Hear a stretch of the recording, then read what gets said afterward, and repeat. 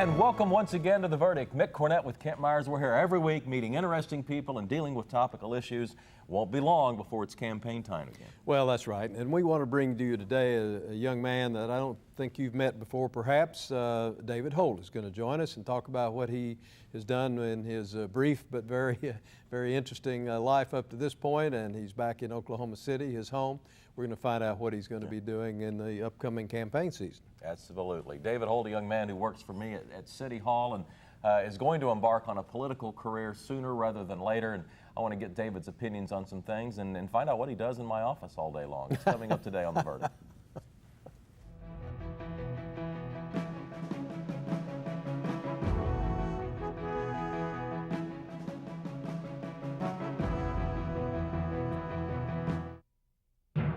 Every day America uses clean-burning natural gas instead of coal or oil is a day of victory for our environment. That's why Chesapeake chose to explore for natural gas exclusively, and we've never looked back. Because natural gas burns twice as clean as oil or coal, and reducing carbon emissions to combat potential global warming is every bit as urgent as cutting our dependence on energy imports. As America's #1 driller of new gas wells, Chesapeake is moving fast to find untapped reserves of natural gas here at home. It's the right fuel for America's economy and the fuel for a clean air future. We just happen to be early to see it so clearly. Chesapeake, natural gas wins the day.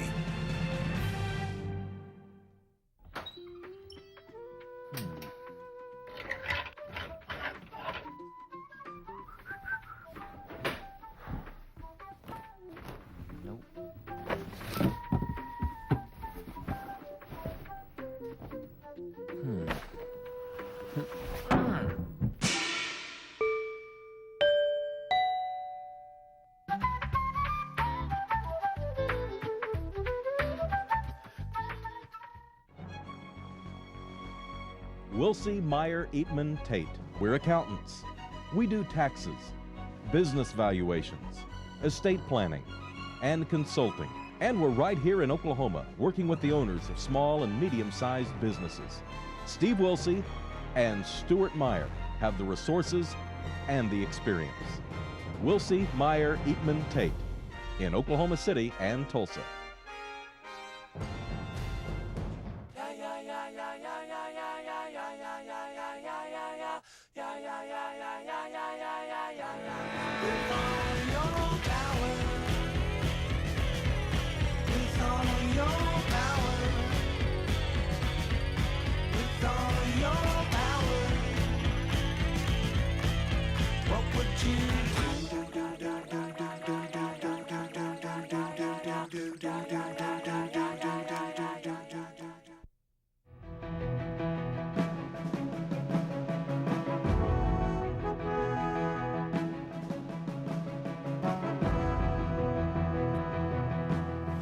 Welcome back to the set of The Verdict. Mick, Cornett with Kent Meyers. Kent's going to introduce today's guest. Very pleased today to have David Holt, the Chief of Staff for the Mayor, Mick Cornett, at the City of Oklahoma City as our guest. He is a native of Oklahoma City, was born and raised here.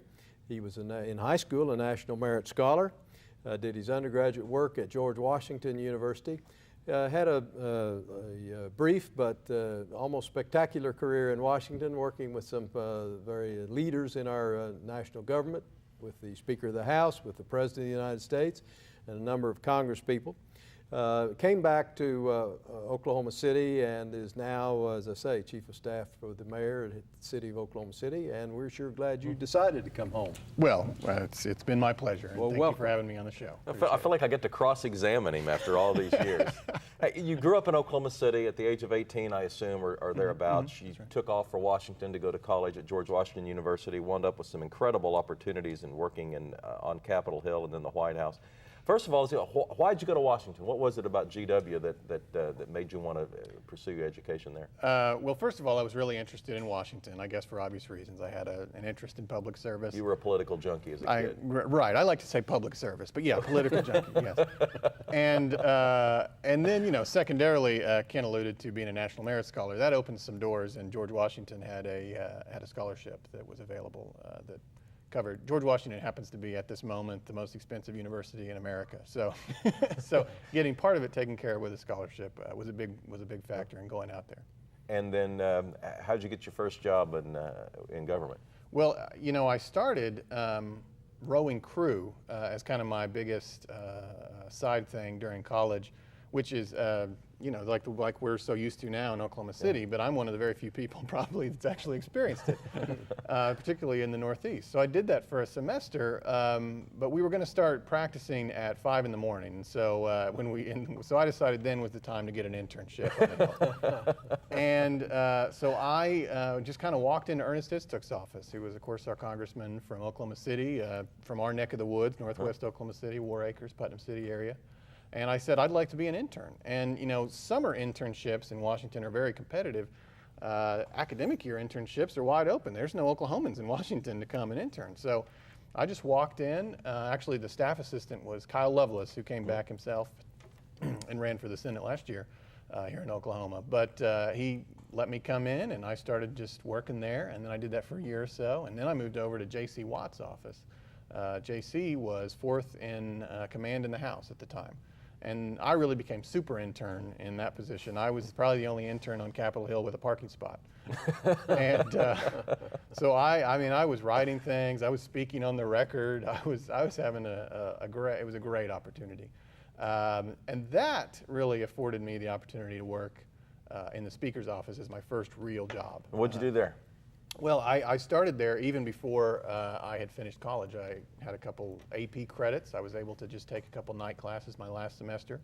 And so JC's office recommended me to the Speaker in, I guess this would have been February of '01, so right after President Bush. This is Speaker Hastert. Yes, I'm sorry, Speaker Dennis Hastert from Illinois. He is the longest serving Republican Speaker in United States history, and of course at this point our last Republican Speaker. And I came in right after President Bush had been inaugurated and got this position working right outside the Speaker's door in the U.S. Capitol. It was certainly an entry-level position, but an entry-level at the center of the universe. I mean, it was just incredible, especially for a political junkie, as the mayor said. We looked out over the National Mall. My whole life was world leaders. I have a whole wall of pictures with me and Ariel Sharon or Gerhard Schroeder. These are people who were, international heads of state at the time. And then, of course, all the political leaders at the time were the only people I interacted with. Trent Lott, Dick Armey, Tom DeLay, and then, of course, I even met Bono while I was there. It was an incredible experience. And I was only 21 and not even at the beginning of it out of college. So that was great. And then, of course, it's always going to be an interesting time, but then 9/11 happened while I was still there. And that made it especially historic, and I was able to be a fly on the wall during, the reaction to that. And of course, that day was, very strong memories that I'll never forget. They pulled the Sergeant at Arms, who really is responsible for the security at the Capitol. He's the guy that says, "Mr. Speaker," the President of the United States at the State of the Union. Well, he pulls us all into the conference room, and at this point, all that had happened was the attacks in New York.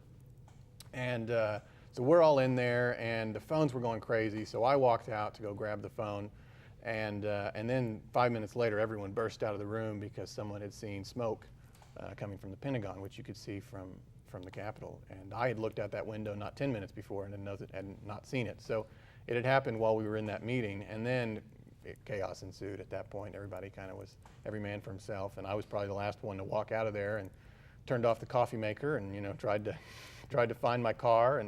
And then, like idiots, we all stood outside expecting, like we were going to watch a plane hit the Capitol.